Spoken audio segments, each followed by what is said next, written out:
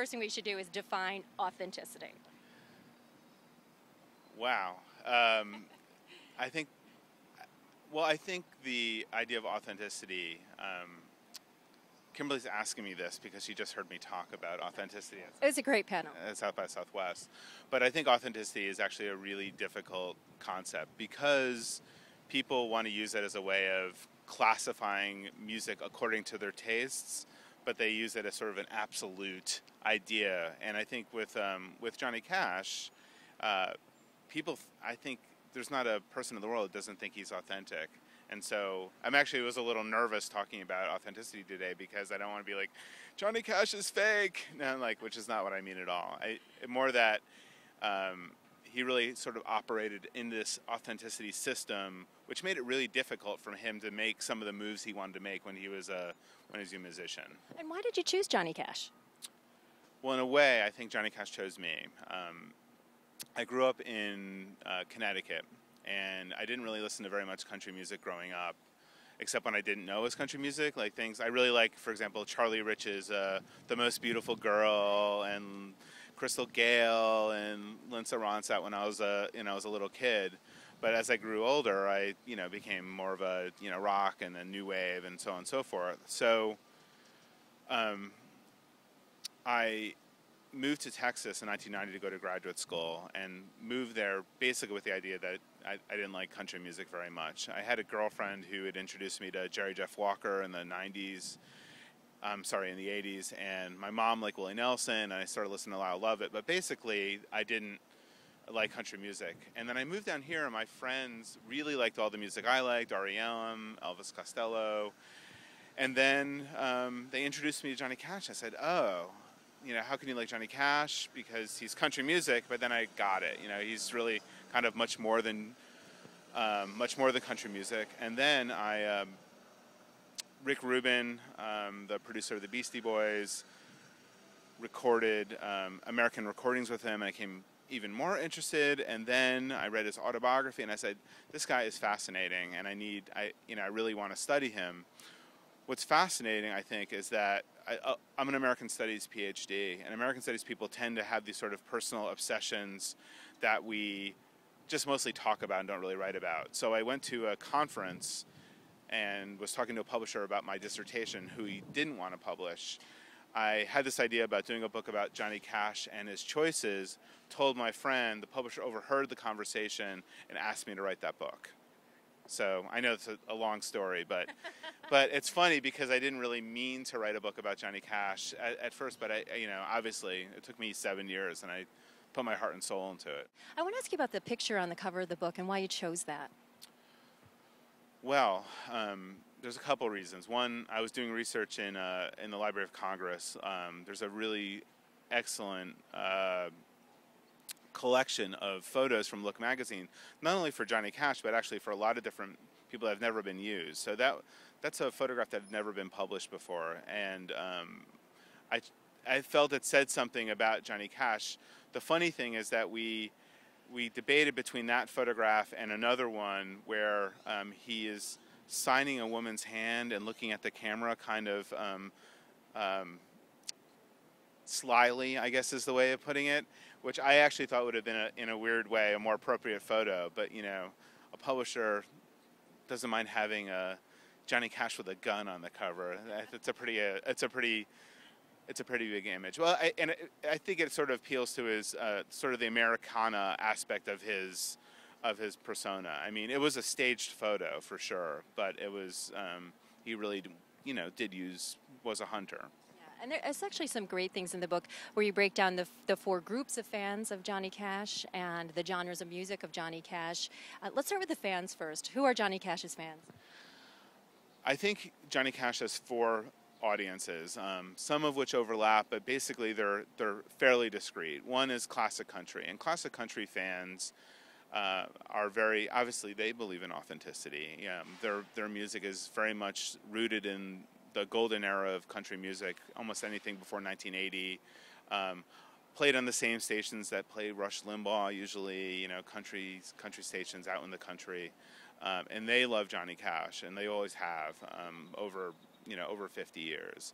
There's the general audience, which is people who have discovered him through the movie or through the Folsom Prison concerts. Folsom Prison and San Quentin concerts, and they really like this kind of the story behind Johnny Cash and his music, but sort of the combination of story and music.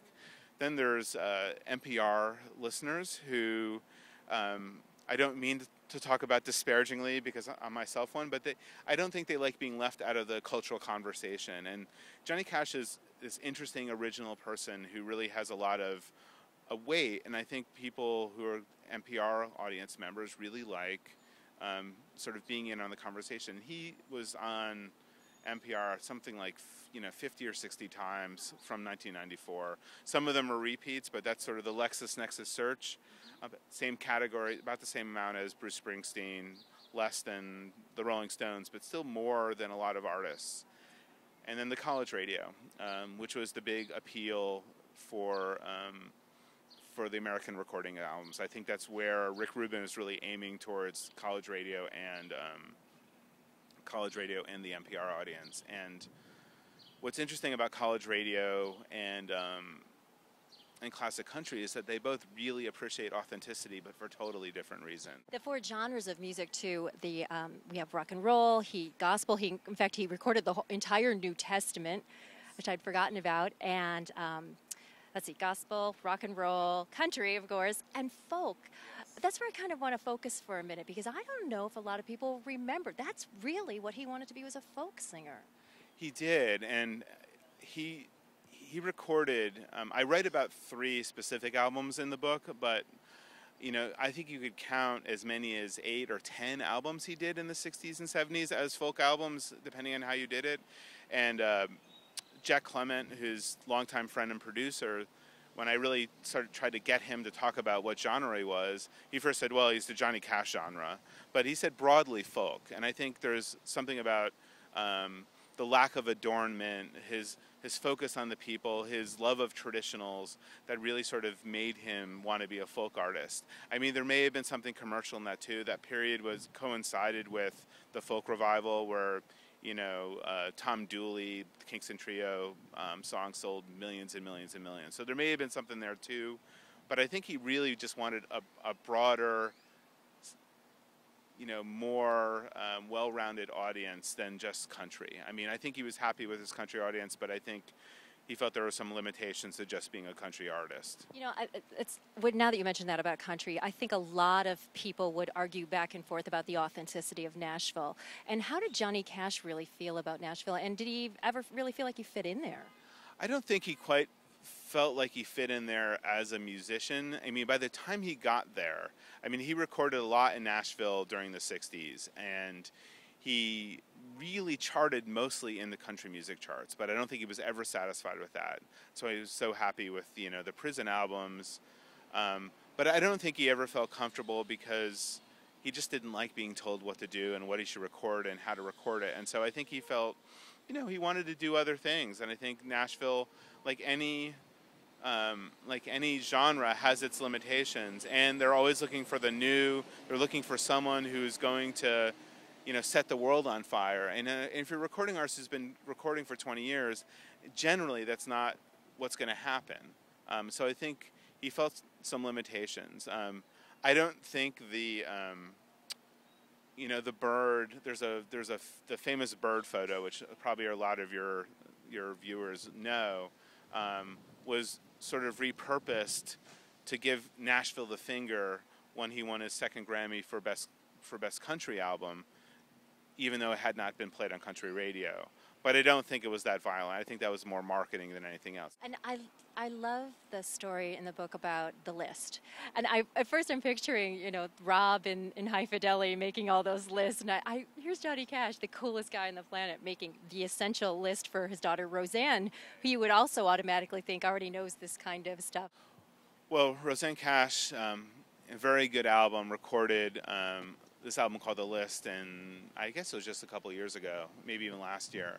And she says the list came from a list of 100 songs that Johnny Cash deemed to be, I guess authentic, but the most important country music songs, and because he was upset that Roseanne didn't know them.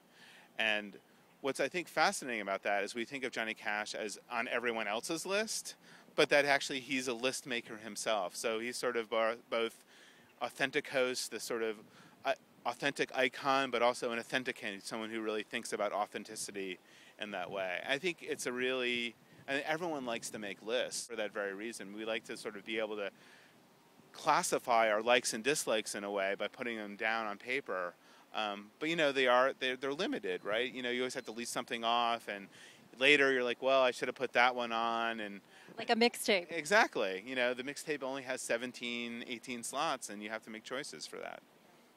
So ultimately, what do you conclude? Does Johnny Cash transcend authenticity?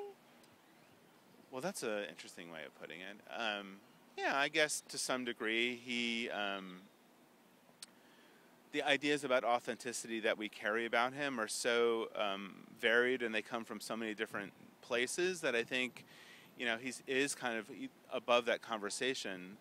You know, that tells me that people really see, you know, Johnny Cash has some elemental qualities that a lot of people like to see themselves in. And I think there's one of the reasons why he really is so successful and so transcendent is because a lot of different audiences see the values they carry in him.